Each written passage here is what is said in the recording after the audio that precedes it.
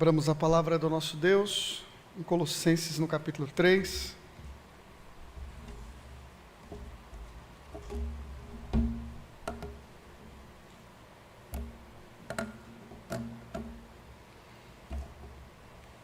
Colossenses capítulo 3.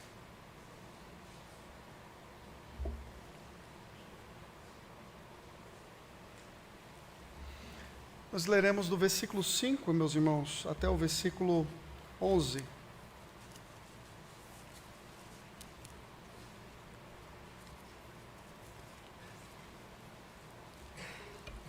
Colossenses 3, do 5 ao 11. O tema da mensagem de hoje, meus irmãos, é exigências da nossa identidade em Cristo. Exigências da nossa identidade em Cristo. Esse é o tema da mensagem desta noite. Assim nos diz a santa e inerrante palavra do nosso Deus. Fazei, pois, morrer a vossa natureza terrena, prostituição, impureza, paixão lasciva, desejo maligno e avareza, que é idolatria. Por estas coisas é que vem a ira de Deus sobre os filhos da desobediência. Ora, nessas mesmas coisas andastes vós também, noutro tempo, quando viveis nelas. Agora, porém, despojai-vos igualmente de tudo isto: ira, indignação, maldade, maledicência, linguagem obscena do vosso falar.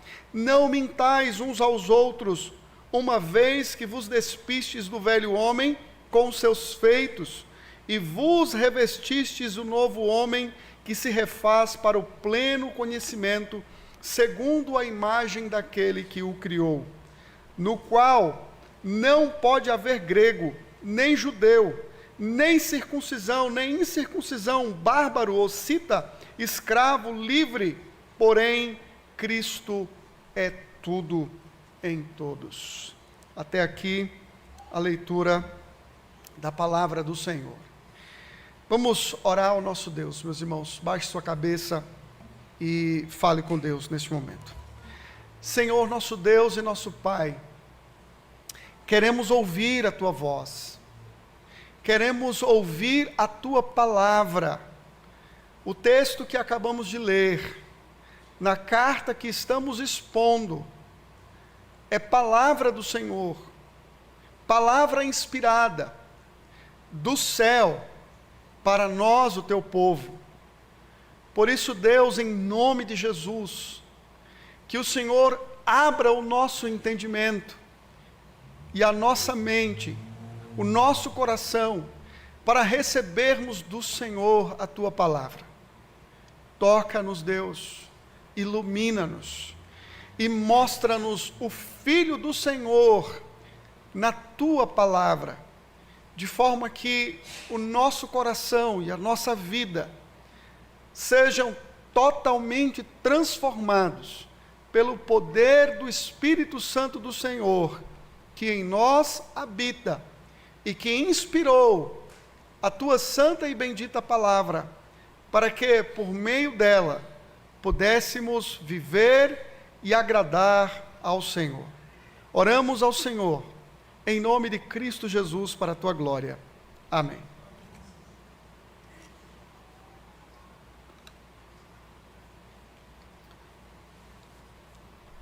Meus irmãos, conta que Agostinho vivia em Hipona, cidade onde passou grande parte da sua vida. Antes de se converter ao Senhor, Agostinho levava uma vida pecaminosa, pregressa, uma vida suja. Era uma vida, um homem boêmio, um homem dado à bebida. Em sua devassidão moral, viveu com várias prostitutas. Teve uma vida de fato muito pregressa e muito suja. Entretanto, depois do seu encontro com Cristo, Agostinho desce do mosteiro, desculpa, onde se recolheu para meditar e vai até a sua cidade. Andava ele pelas ruas, as mesmas ruas onde antes deleitava nos prazeres da carne, e de repente uma das suas antigas amantes o vê passando pela rua, e de repente aquela mulher começa a gritar: Agostinho, Agostinho! E Agostinho, ao perceber que aquela sua ex-amante o chamava, sem olhar para trás, ele apressa o passo e prossegue na sua jornada. A sua amante, não insatisfeita, continua a gritar insistentemente: Agostinho, Agostinho! Até que por fim ela o alcança, o segura e diz: Agostinho, não me reconheces? Sou eu, a sua amante de tantas noitadas. Agostinho, naquele momento, se vira para ela e, emocionado, ele diz: sim, de fato és tu. Entretanto, eu não sou mais eu. Cristo vive em mim. Charles Spurgeon disse: a marca de um coração regenerado é uma vida transformada. A marca de um coração regenerado é uma vida transformada. Meus irmãos, é exatamente o que o apóstolo Paulo está falando aqui neste capítulo. O apóstolo vem falando da sua vida em Cristo. E eu quero que você grave isso bem no seu coração e compreenda esta verdade indicativa, que é um fato e uma realidade. Quem é Cristo para você? Paulo está expondo aqui no capítulo 1 e 2. Quem é Cristo? Cristo é o seu Senhor, suficiente para você. Tudo. Cristo é tudo em todos. Ele morreu por você e ressuscitou por você. E o apóstolo Paulo fala quem nós somos em Cristo. Nós somos novas pessoas. Nós morremos com Cristo e ressuscitamos com Cristo. Por isso que as coisas deste mundo e as propostas dos falsos mestres não faziam sentido absoluto para aquele povo, porque eles ressuscitaram com Cristo. E se eles ressuscitaram com Cristo, eles devem buscar as coisas lá do alto, onde Cristo está. Este é o grande imperativo de uma vida em Cristo: buscar pelas coisas do alto, onde Cristo vive assentado. A nossa vida não é mais desta terra, por isso você deve buscar e você deve pensar nas coisas lá do alto. Viver em Cristo, ter um coração regenerado por causa de Cristo, requer de você uma transformação radical, requer de você uma mudança radical de vida, em todos os aspectos da sua existência. O apóstolo diz: se você ressuscitou com Cristo, então você tem que buscar as coisas do alto e pensar nas coisas do alto. Mas pare um pouquinho, como eu posso fazer isso? Como eu posso buscar as coisas do alto? E como eu posso pensar nas coisas lá do alto? O apóstolo se vale de mais dois imperativos aqui, do versículo 5 até o versículo 11, para mostrar exatamente como nós buscamos e como nós pensamos nas coisas lá do alto. E ele fala exatamente que esses imperativos indicam exatamente as implicações de uma vida em Cristo. Você é um cristão? Você foi transformado e redimido do sangue de Cristo? Quem aqui não fica emocionado e impactado quando canta: logo eu, um pobre pecador, Quem aqui não para um pouquinho para pensar na miserabilidade da sua vida antes de Cristo? E quem é você agora no Filho de Deus? O nosso coração fica encharcado de emoção e de gratidão a Deus pelo grande poder dele em Cristo Jesus, ao nos transformar, ao nos regenerar.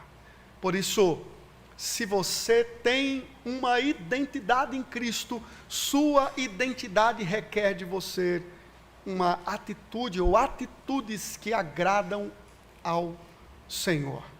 Portanto, exigências da tua identidade em Cristo exige em primeiro lugar que você mortifique os pecados da imoralidade sexual. Esse é o primeiro imperativo do apóstolo Paulo aqui. Você deve mortificar os pecados da imoralidade sexual. Veja que ele inicia no versículo 5 dizendo: fazei, pois, morrer a vossa natureza terrena. Veja que o fazei, pois, está vinculado exatamente ao que ele vem falando sobre a nossa identidade em Cristo, a nossa união com Cristo. Nós estamos unidos a Cristo. Se estamos unidos a Cristo, então nós precisamos fazer morrer a nossa natureza terrena, a nossa natureza pecaminosa. Tem algo interessante aqui, porque você poderia falar: pastor, mas no capítulo 2 o apóstolo Paulo fala sobre o ascetismo. E o apóstolo Paulo fala que nós estamos livres do ascetismo, daqueles falsos mestres que diziam que a gente tinha que se apartar de muitas coisas, inclusive de coisas lícitas, para ganharmos alguma coisa diante de Deus. E agora aqui o apóstolo Paulo fala de mortificação. Você precisa decepar esse corpo morto da sua vida, que não traz absolutamente crescimento algum para você, só prejuízo, só ruína na sua vida. Como é que nós podemos então vincular uma coisa com a outra? Na verdade, o ascetismo que os falsos mestres ensinavam, eles ensinavam que você precisa se desapegar às coisas desse mundo, inclusive coisas lícitas, como o próprio casamento, para ganhar alguma coisa diante de Deus. Ou seja, você se desvincula disso para que a sua adoração, para que você tenha uma espiritualidade mais elevada diante do Senhor. O que Paulo está dizendo aqui não é que você vai fazer para ganhar. O que Paulo está dizendo é que você já ganhou. E porque você ganhou, é incoerente permanecer numa vida que não está em harmonia com Deus. Ou seja, você já morreu com Cristo e você ressuscitou com Cristo. E você aguarda a glorificação em Cristo um dia, quando você estará totalmente liberto desta vida. Então Paulo está dizendo: se você está em Cristo e ressuscitou com Cristo, não há possibilidade de você conciliar a sua vida em Cristo com a imoralidade sexual. A imoralidade que se manifesta de várias formas. Veja, ele se vale de um imperativo e ele usa aqui 5 hábitos escravizadores para dizer que você precisa se desvincular disso. Observe aí no texto bíblico que ele fala: fazei, pois, morrer a prostituição. Prostituição aqui no grego é uma palavra que aponta para a imoralidade de forma ampla. Não é só uma pessoa que se prostitui, que tem um relacionamento com uma prostituta, mas é uma pessoa que pratica todo tipo de imoralidade, seja no casamento, fora do casamento, seja na sua vida enquanto solteiro. O que ele vê, o que ele assiste, o que ele está escutando, tudo isso é reprovado aqui nesta palavra prostituição. É de onde vem a nossa palavra que especifica exatamente o que é a indecência sexual. Porneia é a palavra grega aqui que o apóstolo Paulo está se valendo para dizer: mortifique isso, mate isso. Agora, veja que coisa interessante é que ele diz: fazei morrer a vossa natureza terrena. No grego aqui significa os membros do vosso corpo. Não é que Paulo está reconhecendo que o nosso corpo, ele é em si mal, mas o que ele está falando é, faça morrer aqueles pecados que você pratica por meio do corpo. São pessoas que usam o seu próprio corpo para o pecado, para o mal diante do Senhor. Ele fala sobre impureza, que é outro tipo também de palavra que aponta para todo tipo de indecência. Ele fala também aqui, meus irmãos, sobre paixão lasciva, que significa um desejo ardente, né? Ardente, um desejo depravado pelas coisas imorais. Ele fala sobre desejo maligno, e desejo maligno aqui, se você for procurar esta palavra no grego, lá nas escrituras, você vai perceber que desejo maligno pode ser qualquer coisa ruim, mas aqui especificamente o apóstolo Paulo está falando de um desejo no âmbito da imoralidade sexual. Então todos os hábitos aqui que ele vem condenando são hábitos de natureza sexual, ilícita, inaceitável para a vida cristã. E ele diz, além de desejo maligno, ele fala de avareza, que é idolatria. A palavra grega aqui para avareza também pode ser traduzida como cobiça. É interessante porque ele fala sobre 4 hábitos de natureza sexual, e por fim ele termina falando sobre um último hábito, que é um desejo por coisas materiais. A verdade é que a cobiça é a origem de todo tipo de pecado, seja ele material, seja ele sexual. Quando uma pessoa cobiça um bem de uma outra pessoa, ou quando ele cobiça uma mulher, ele deseja uma mulher, só nos seus pensamentos o Senhor Jesus Cristo diz que ele já está pecando. O que Paulo está dizendo que esse tipo de cobiça é idolatria. Logo, todos os hábitos que Paulo condena aqui nesta passagem, que nós devemos mortificar, é uma espécie de idolatria do coração. Quando o homem é esmagado e deseja ardentemente o sexo ilícito, ele está cometendo um ato idólatra na presença do nosso Deus. É por isso que nós precisamos mortificar esses vícios, esses hábitos, porque eles não são coerentes com aquilo que nós somos em Jesus Cristo. Todo pecado é idolatria contra Deus, porque quando nós os cometemos, nós não estamos pensando em Deus, a não ser em nós mesmos. Quando você peca, você é egocêntrico. Quando você transgride a palavra do Senhor, você está pensando somente em você. Logo, o pecado é autoadoração. É satisfazer o seu coração no lugar de satisfazer a Deus e de glorificá-lo por quem Ele é na sua vida. Você está substituindo a sua afeição por Cristo pelo seu anseio e desejo descontrolado por qualquer outra coisa que não é o Senhor. Isso é idolatria. E o apóstolo Paulo está dizendo: mate isso, ou isso matará você. Destrua o pecado, ou ele destruirá você. Enquanto pessoa, família, sociedade, o pecado vai denigrir a sua alma, a sua vida diante do Senhor e diante das pessoas. Veja que o apóstolo Paulo, no versículo 6 e 7, ele dá as razões por que devemos mortificar estes pecados ou esses hábitos. Ele diz: por estas coisas é que vem a ira de Deus sobre os filhos da desobediência. Ou seja, Deus não se agrada do pecado. Deus não se agrada, e muitos homens serão julgados e condenados por causa destes hábitos. Deus trará o juízo sobre esses homens. Isso você vai encontrar no texto que foi lido aqui pelo presbítero Beto, na primeira carta de Paulo aos Tessalonicenses, no capítulo 4.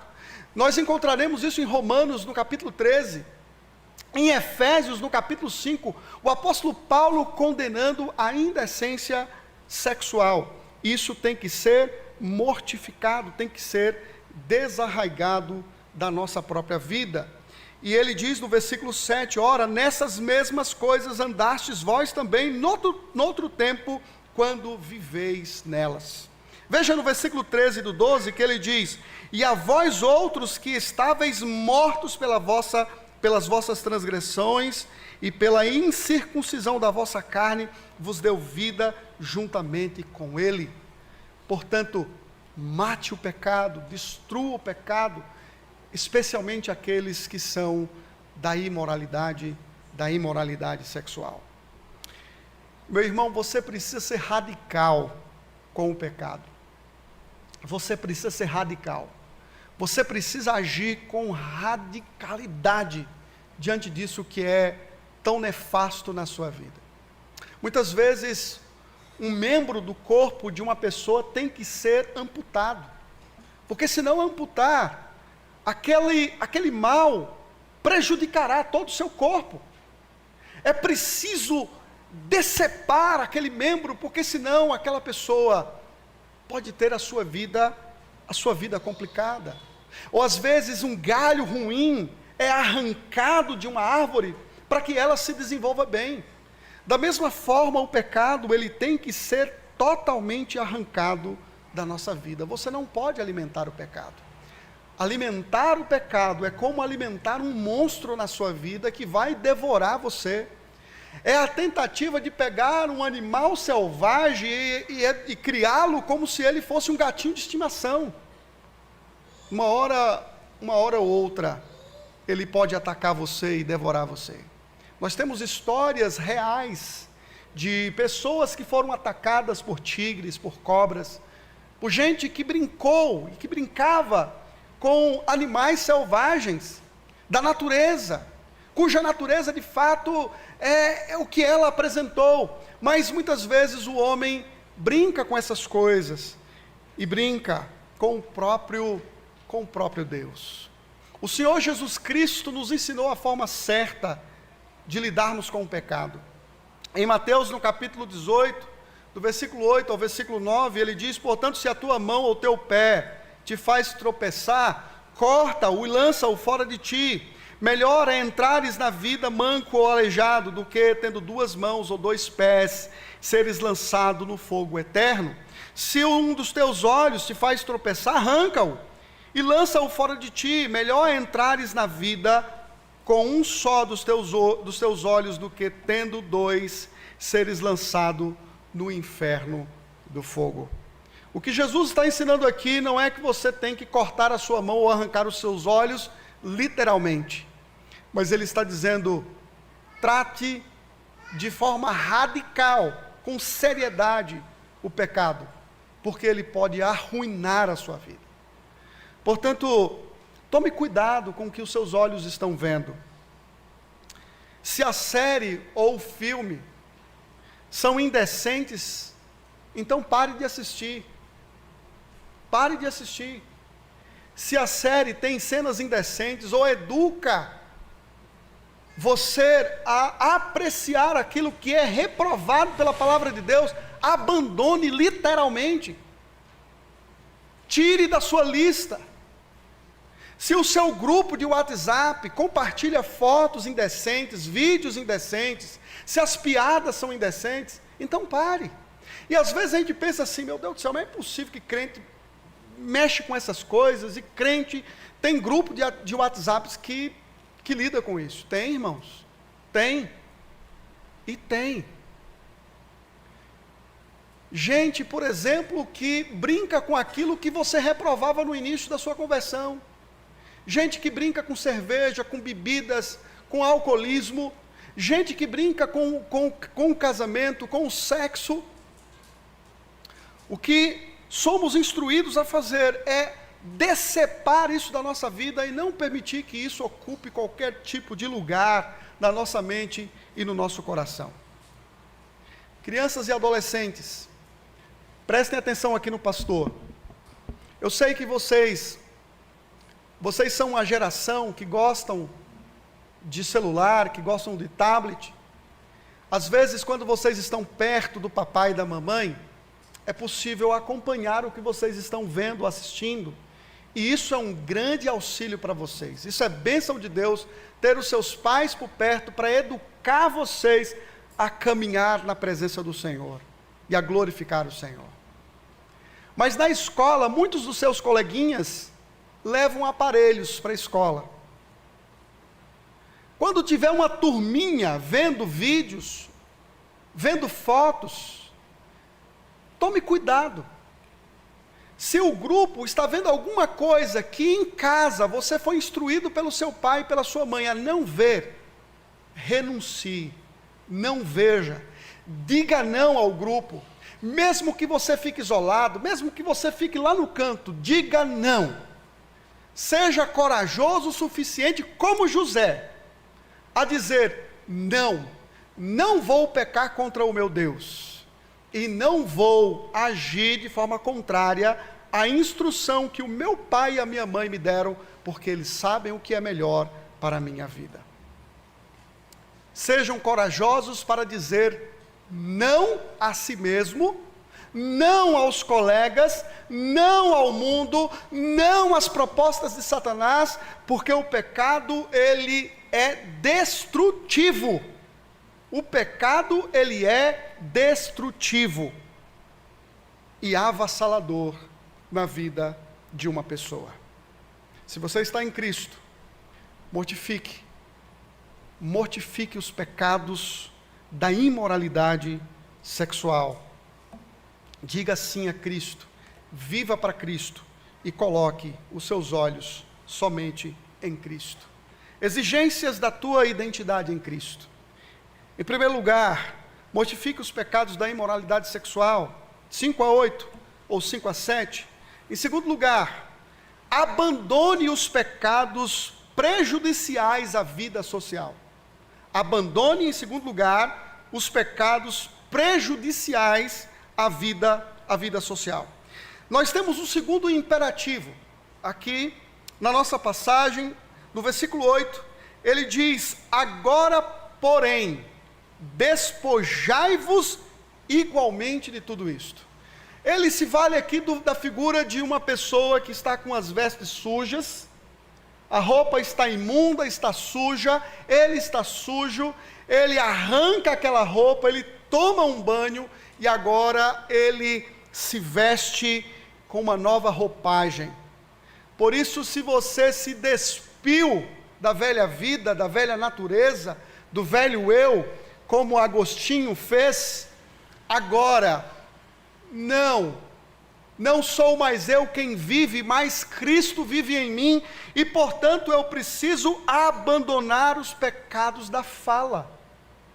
Os pecados da fala. Eu estou abandonando os pecados do corpo, do coração, que se expressa por meio do corpo, dos meus olhos, das minhas mãos, dos meus pés que caminham para sendas tortuosas do pecado. Mas agora também eu preciso abandonar, rejeitar, decepar da minha vida aquilo que é prejudicial, que emana da minha boca, mas que prejudicam os relacionamentos. Você consegue calcular quantas pessoas estão machucadas por causa da fala de outras pessoas? Brincadeiras indevidas, falas indevidas. Você consegue calcular quantas pessoas se ofendem por causa da língua no trânsito, na casa, na igreja?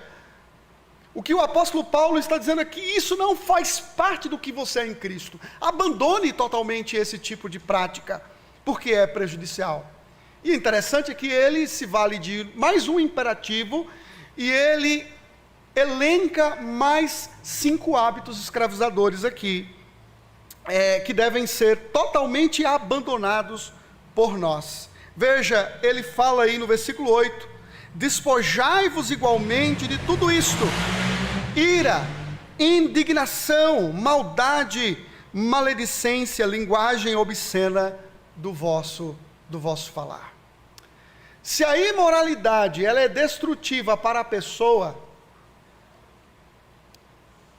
uma língua mal usada é destrutiva e prejudicial para os relacionamentos. A ira que o apóstolo Paulo está falando aqui no texto é como uma fornalha acesa.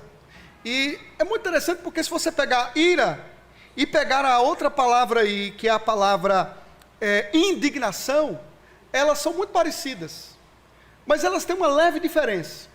A ira é aquela raiva, é aquela cólera, é aquele momento que o seu coração parece um forno aquecido que não esfria rapidamente. Essa é a figura. Enquanto que a indignação é como você tocar fogo na palha.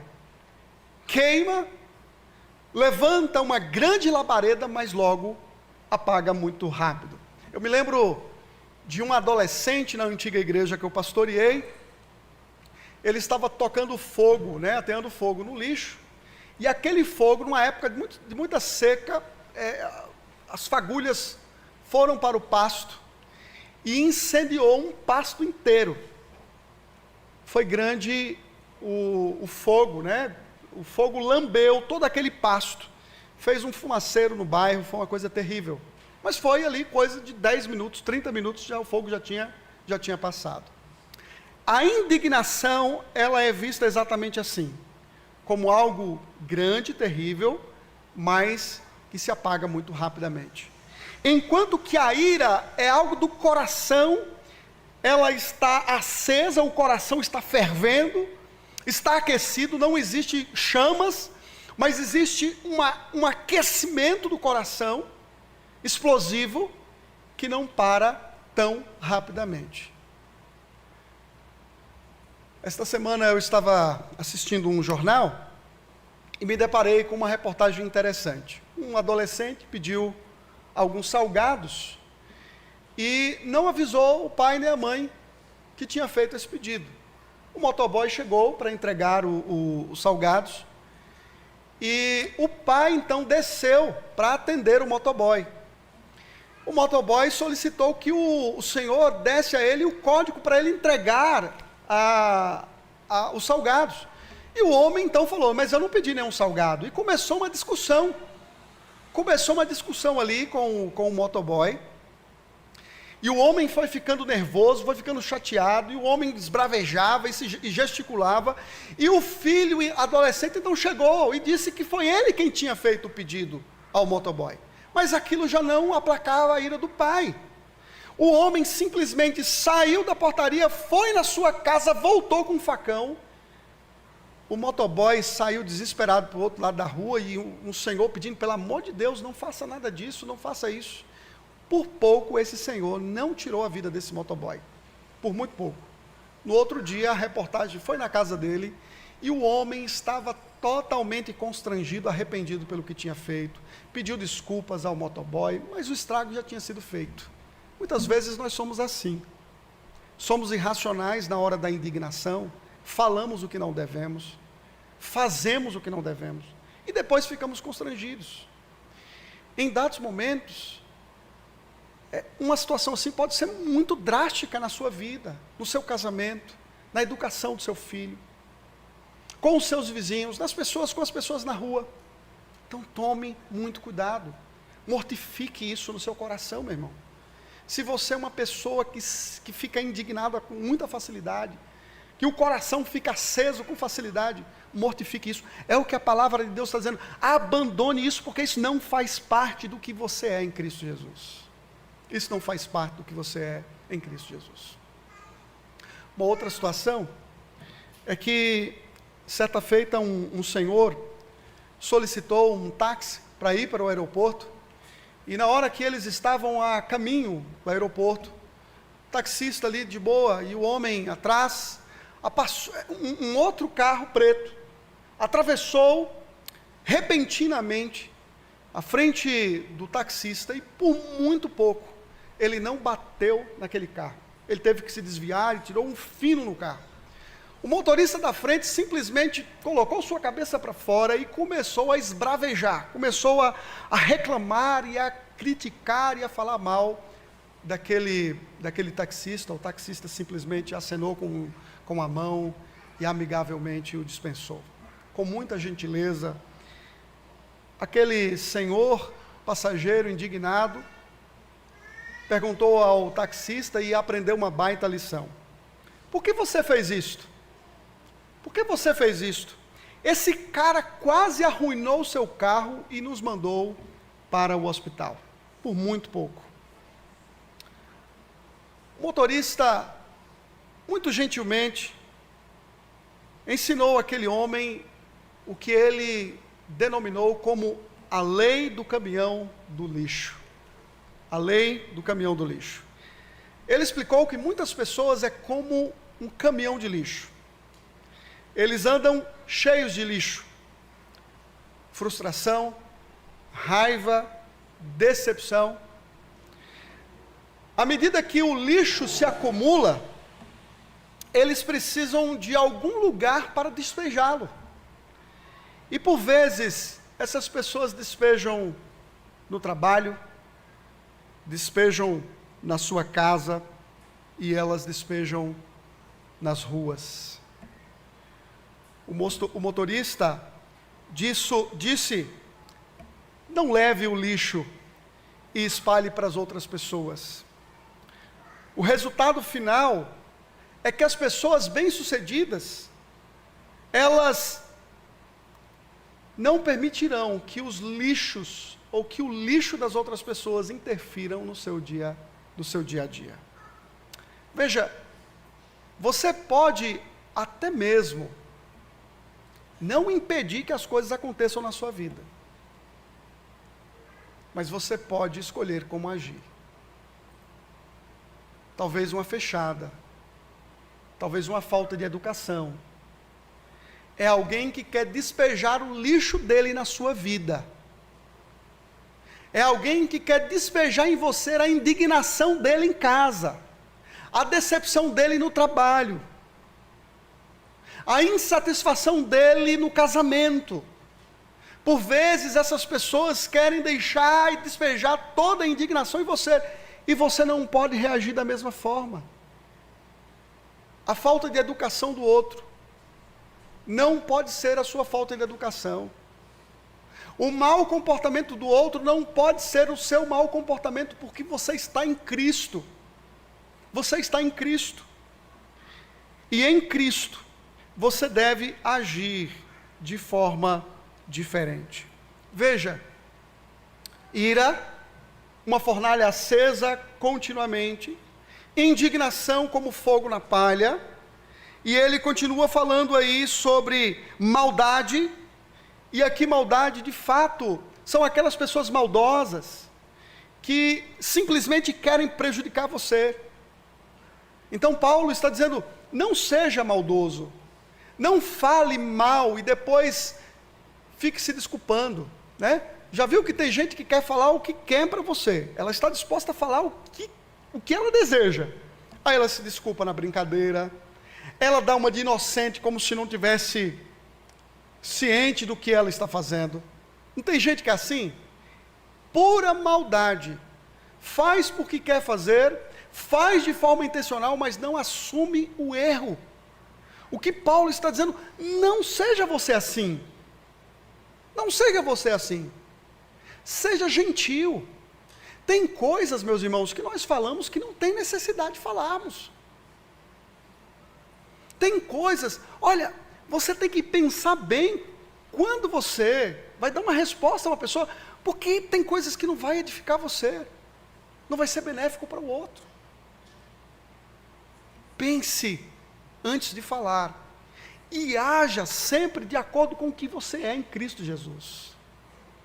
Você é nova criatura, você morreu com Cristo para essas coisas, você reviveu com Cristo para essas coisas, para uma nova vida, para agradar e glorificar a Deus. A palavra maledicência é a palavra blasfêmia. Assim como você blasfema contra Deus quando você fala mal do Senhor, você também pode blasfemar contra o seu próximo, falando mal dele, por vezes caluniando ou afetando a honra dessas pessoas. Quando as pessoas, elas maculam a reputação de uma outra pessoa, elas estão blasfemando contra aquele indivíduo ou aquela pessoa. O apóstolo Paulo fala ainda sobre uma linguagem obscena. O que é uma linguagem obscena? É uma palavra lasciva, é a boca suja. Olha, tome cuidado com as gírias. Tome cuidado, às vezes eu vejo alguns irmãos usando gíria na igreja, e eu fico muito cabreiro com isso. Eu fico muito preocupado. Tem algumas palavras que a gente não pode falar aqui, que não dá para falar de púlpito. Mas se você perceber que alguém usou uma gíria indecente, chega para a pessoa e diga para ela: meu irmão, não usa isso mais não. Não fala essa palavra. Quer um exemplo? Chega na sua casa e começa a pensar em algumas falas suas, que são gírias, e começa a pesquisar o sentido daquela palavra.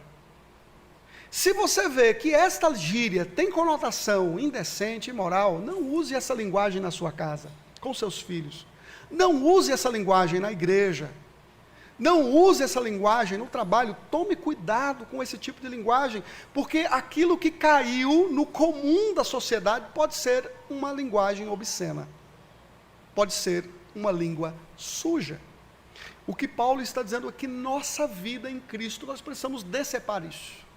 Nossas falas devem ser temperadas, cuidadosas, zelosas, falas que edificam, que constroem, não falas que destroem. Ele diz: não mintais uns aos outros. Olha que coisa interessante. Meus irmãos, quantas vezes a mentira faz parte da vida de muitas pessoas. Sua esposa pede para você fazer uma ligação, e você esquece de fazer a ligação, e ela fala assim: você fez a ligação que eu te pedi? Aí você fala assim: olha, eu fiz, mas deu ocupado, mesmo não tendo feito a ligação.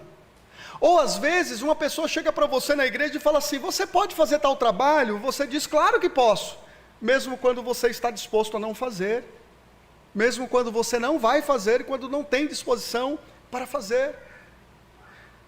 Você é parado numa blitz por alta velocidade, o policial pergunta: você estava em alta velocidade? Você fala assim: olha, eu não percebia, ou eu não percebi que eu estava em alta velocidade, quando na verdade você estava em alta velocidade. Meus irmãos, a mentira é do diabo. Crianças, adolescentes, a mentira é do diabo. O diabo é o pai da mentira.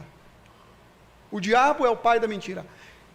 Adolescentes e crianças, escolham sempre a verdade. Digam sempre a verdade para os seus pais. Não importa os efeitos desta verdade, se isso vai gerar disciplina ou não. Seja homem para dizer a verdade. Seja mulher cristã de Deus para dizer sempre a verdade e nunca a mentira. Porque a mentira tem origem em Satanás, ele é o pai da mentira. Mas a verdade emana do nosso Cristo, ele é o caminho, a verdade e a vida. Nós amamos a verdade porque nós estamos na verdade, porque a verdade um dia nos alcançou e a verdade nos salvou. Então, quando você perceber que você falou uma mentira, volte atrás, peça perdão a Deus, a pessoa, seu pai, e diga a verdade para ele. Eu costumo falar em casa que quando o filho fala a verdade, é muito melhor para ele. A disciplina pode ser muito mais branda do que quando você descobre que ele mentiu e continuou mentindo. Diga sempre a verdade, porque a verdade é produto de um coração regenerado em Cristo. Ele dá os argumentos porque nós não devemos mentir. Não mintais uns aos outros, uma vez que vos despistes do velho homem com os seus feitos, e vos revestistes do novo homem que se refaz para o pleno conhecimento, segundo a imagem daquele que o criou. Tem gente que mente para se vangloriar. Tem gente que mente para crescer. Tem gente que mente porque tem medo das consequências. Mas tem gente que mente porque quer preservar uma imagem boa de si mesmo. Por menor que seja a mentira, ela é danosa na vida de uma pessoa. Se você fala de si uma coisa que não é verdadeira, você está mentindo. Se você fala que fez uma coisa que você não fez, você está mentindo. E meus irmãos, prestem atenção nisso aqui. Nós sabemos quando uma pessoa está mentindo, não sabemos? Nós sabemos quando uma pessoa está mentindo. Nós sabemos quando elas falam coisas que elas não fizeram. Nós sabemos. E mesmo que as pessoas não saibam, o Deus da verdade sonda os corações. Ele conhece o seu coração. Ele conhece a sua mente. E Ele conhece suas motivações. Diga a verdade. Porque você morreu com Cristo. E você ressuscitou com Cristo para uma nova vida. Portanto, meus irmãos, a semelhança de Agostinho, a semelhança daquele servo de Deus, diga, sim, de fato és tu, entretanto, eu não sou, mas eu, agora Cristo vive em mim. Portanto, mortifique os pecados da imoralidade sexual. E deixe, renuncie, abandone os pecados prejudiciais à vida social. Como Spurgeon nos ensinou, evidenciemos as marcas de um coração regenerado por meio de uma vida transformada. Você morreu com Cristo e você ressuscitou com Cristo. Você está vivo em Cristo. Portanto, viva uma vida transformada. Abandone tudo aquilo que é prejudicial a você, que é prejudicial à igreja, que é prejudicial à sua família. Que Deus nos ajude. Que Deus nos dê a sua graça hoje e sempre. Amém. In Christ alone, who took on flesh, fullness of God in endless babe, this gift of love and righteousness, scorned by the ones He came to save, till on that cross that Jesus died, the wrath of God was satisfied, for every sin on Him was laid, healing the death